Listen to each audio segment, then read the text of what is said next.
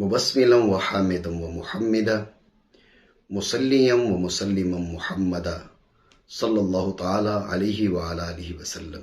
رسول اللہ صلی اللہ تعالی علیہ وسلم کا ارشاد گرامی ہے، واللہ لا يدخل قلب رجل الایمان حتی یحبہم للہ ولقرابتی منہم، او کما قال رسول اللہ صلی اللہ تعالی علیہ وسلم۔ اللہ کی قسم، کسی شخص کے دل میں ایمان داخل نہیں ہو سکتا جب تک کہ وہ میرے اہل بیت کرام کے ساتھ ذات خداوندی کے لیے اور مجھ سے ان کے رشتے کی وجہ سے محبت نہ کرے۔ گویا کہ دل کو ایک ایسے کمرے کے ساتھ تشبیہ دی جا رہی ہے جس کے اوپر ایک تالا لگا ہوا ہے۔ اس کمرے میں داخلے کے لیے تالا کھلنا ضروری ہے اور تالا کھلنے کے لیے چابی ہونا ضروری ہے۔ اب اس دل میں ایمان کیوں کر داخل ہو جبکہ اس کے اوپر تالا لگا ہوا ہے؟ تو میرے آقا علیہ الصلوۃ والسلام گویا کہ وہ چابی بتا رہے ہیں، وہ کنجی بتا رہے ہیں۔ فرمایا، واللہ لا يدخل قلب رجل الایمان حتی یحبہم للہ ولقرابتی منہم، او کما قال رسول اللہ علیہ الصلوۃ والسلام، جب تک اس دل کے اندر اہل بیت رسول کی محبت نہیں آ جاتی اس وقت تک اس کا تالا ایمان کے لیے نہیں کھلتا۔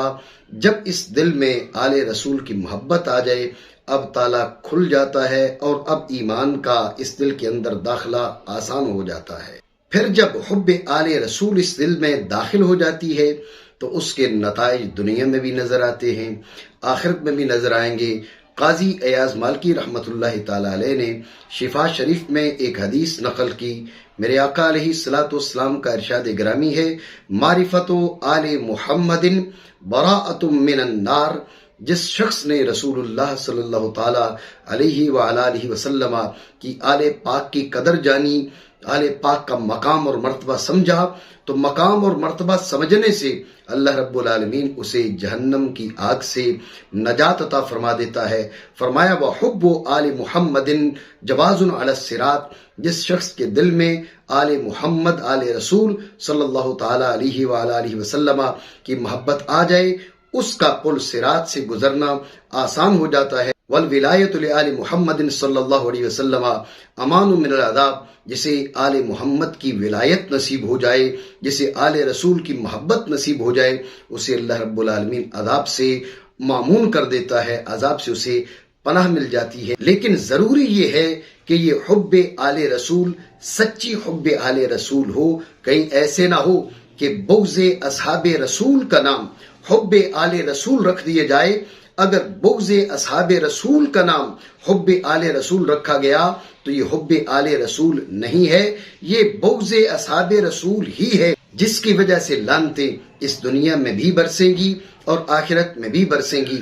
سامعین و ناظرین، روافض کے ہاں جس حب آل رسول کی بات کی جاتی ہے، اگر آپ اس کی حقیقت کو دیکھنا چاہیں تو سچ یہ ہے، یا تو وہ دنیا کا مال کمانے کے لیے ہے اور یا وہ بغض اصحاب رسول کا نام ہے۔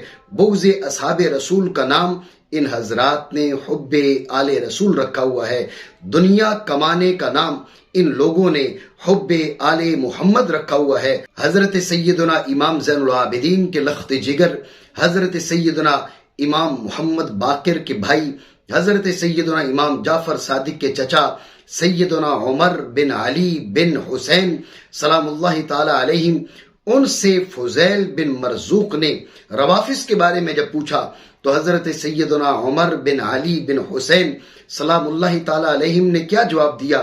آپ نے فرمایا، قاتلہم اللہ واللہ ان ہؤلاء الا متأکلون بنا۔ اللہ ان رافضیوں کو مارے، اللہ کی قسم ان کے دلوں میں ہماری محبت نہیں ہے، یہ ہمارا نام لیتے ہیں تو دنیا کمانے کے لیے ہمارا نام لیتے ہیں، یہ ہمارا نام لیتے ہیں تو کھانے کے لیے ہمارا نام لیتے ہیں۔ تو سامعین ذی وقار، یہی حالت ہے روافض کی۔ ان کے ہاں حب آل محمد کا نعرہ تو لگایا جاتا ہے، لیکن اگر حقیقت کو دیکھا جائے تو ان کے ہاں حب آل محمد نام کی کوئی چیز نہیں ہے۔ بغض اصحاب رسول تو موجود ہے لیکن حب آل محمد موجود نہیں۔ اگر ان کے دلوں میں سچی حب آل محمد ہوتی تو اکابر ائمہ اہل بیت ہرگز ان کے لیے اس قسم کے الفاظ نہ بولتے۔ اگر ان کے پاس سچی حب آل رسول ہوتی تو یہ رسول اللہ صلی اللہ تعالی علیہ وسلم کے عظمت والے صحابہ کی گستاخیوں میں مصروف نظر نہ آتے۔ ان کی حالت تو یہ ہے کہ ایک طرف رسول اللہ صلی اللہ تعالی علیہ وسلم کے عظمت والے صحابہ کی گستاخیاں کرتے ہیں، اور پھر جب ان کا دل سامنے آتا ہے، ان کے حقیقی نظریات سامنے آتے ہیں، تو یہ اٹھ کر میرے آقا علیہ الصلوۃ والسلام کی آل پاک کی گستاخی سے بھی باز نہیں آتے۔ ابھی چند دن پہلے کی بات ہے، ایک ناہنجار نے، ایک بدبخت نے رسول اللہ صلی اللہ تعالی علیہ وسلم کی لخت جگر کے لیے انتہائی گھٹیا زبان استعمال کی۔ ایک طرف ان کے پاس دعویٰ ہے حب آل محمد کا، اور دوسری طرف اس ناہنجار نے، اس بدبخت نے، اس بے ایمان نے رسول اللہ صلی اللہ تعالی علیہ وسلم کی لخت جگر کے لیے جو زبان استعمال کی، میں چاہوں گا آپ اسی بدبخت کی زبانی اس کی الفاظ سنیں۔ اور سمجھے بھلا فاطمہ کون ہے، روز پھرتی ہے باغ فدق کے قریب، یہ بھٹکتی ہوئی آتما کون ہے، کون سمجھے بھلا فاطمہ کون ہے۔ ناظرین کرام، زبان میں طاقت نہیں ہے، قلم میں جرت نہیں ہے، الفاظ میں حوصلہ نہیں ہے کہ رسول اللہ صلی اللہ تعالی علیہ وآلہ وسلم کی لخت جگر کی عظمت، مقام اور مرتبہ کا بیان کر سکے۔ اس ذات والا کا مقام کون بیان کرے جس ذات والا کے بارے میں میرے آقا علیہ الصلوۃ والسلام فرمائیں، یہ میرے بدن کا ٹکڑا ہے۔ اللہ کے رسول، بلکہ رسولوں کے رسول، سید الانبیاء، سید کائنات جناب محمد الرسول اللہ صلی اللہ تعالی علیہ وسلم کے بدن کا ٹکڑا، لخت جگر، ان کی عظمت کا کون بیان کر سکے؟ اور یہ بات تو اہل سنت کی ہے۔ اگر بات روافض کی جائے تو ان کے زبانی دعوی دیکھیے تو نہ جانے بات کو کہاں سے کہاں پہنچا دیتے ہیں۔ زبانی دعووں کی جہاں تک بات ہے تو روافض کی کتب میں یہ روایت ملتی ہے جسے وہ لوگ حدیث قدسی کا نام دیتے ہیں۔ اللہ رب العالمین نے رسول اللہ صلی اللہ تعالی علیہ وسلم سے فرمایا، یا احمد لولا کا لما خلقت الافلاک، اے حبیب پیارے، اگر آپ کو بنانا نہ ہوتا، آپ نہ ہوتے تو میں افلاک کی تخلیق نہ فرماتا، ولولا علی لما خلقتک، اور اگر میں علی کو نہ بناتا تو میں آپ کو نہ بناتا، ولولا فاطمہ لما خلقتکما، اگر میں نے فاطمہ کو نہ بنانا ہوتا تو میں نہ تمہیں بناتا نہ میں علی کو بناتا۔ حضرات ذی وقار، جب بات زبانی دعوی کی آتی ہے تو اتنی بات کر جاتے ہیں، لیکن ان کے دل کا بغض جب سامنے آتا ہے تو آپ سن سکتے ہیں کہ اس ناہنجار نے، اس بدبخت نے اللہ کے رسول علیہ الصلوۃ والسلام کی لخت جگر کے لیے کیسے الفاظ استعمال کیے۔ ایک جانب معاذ اللہ ان کے لیے یہ کہا جا رہا ہے کہ آج بھی اس دنیا سے تشریف لے جانے کے باوجود ان کے دل پر وہ باغ فدق والا معاملہ اور وہ غم آج بھی موجود ہے، اور دوسری طرف اس ناہنجار اور بدبخت نے اللہ کے رسول علیہ الصلوۃ والسلام کی لخت جگر کے لیے بھٹکتی ہوئی آتما کے الفاظ استعمال کیے۔ ایسے شخص کا تعلق کسی بھی مکتب فکر سے ہو، ہماری نگاہ میں یہ شخص مستحق لعنت ہے، دنیا کے اندر بھی اور آخرت کے اندر بھی۔ ہم اس بدبخت کی بھی مذمت کرتے ہیں جس نے رسول اللہ صلی اللہ تعالی علیہ وسلم کی لخت جگر کا نام لے کر، ذکر کر کے معاذ اللہ سیدہ طیبہ طاہرہ فاطمہ زہرا سلام اللہ تعالی علیہا کے لیے یہ کہا کہ وہ خطا پر تھی، معاذ اللہ من ذالک، اور خطا پر تھیں، جب مانگ رہی تھیں خطا پر تھیں، جب مانگ رہی تھیں خطا پر تھیں۔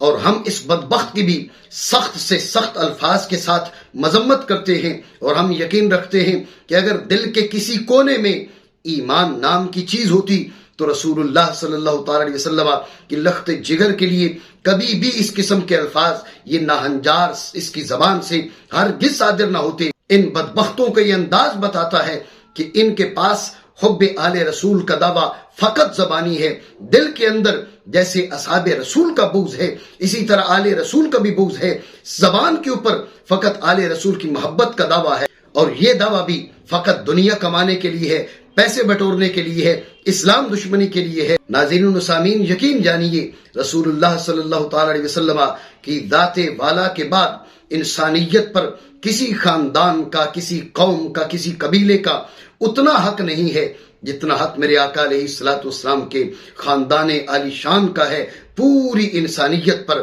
لیکن یہ پہچاننا ضروری ہے، یہ جاننا ضروری ہے کہ وہ کون لوگ ہیں جو حب آل محمد کے دعویٰ میں سچے ہیں، اور وہ کون لوگ ہیں جو حب آل محمد کا دعویٰ فقط بغض اصحاب رسول کے لیے کرتے ہیں یا دنیا کمانے کے لیے کرتے ہیں۔ روافض کے ہاں حب آل رسول کا دعویٰ ہے، لیکن بغض اصحاب رسول کے لیے یا دنیا کمانے کے لیے جب ان کے دل کی حقیقت سامنے آتی ہے تو پھر یہ کھل کر آشکار ہو جاتے ہیں۔ الحمدللہ سچی محبت آل رسول جن کے پاس ہے ان کا نام اہل سنت ہے۔ اہل سنت کا ہے بیڑا پار، اصحاب حضور نجم ہیں اور ناؤ ہے اطرت رسول اللہ کی۔ اللہ رب العالمین اہل سنت کا پرچم سر بلند رکھے، آمین بحرمت النبی الامین صلی اللہ تعالی علیہ وسلم۔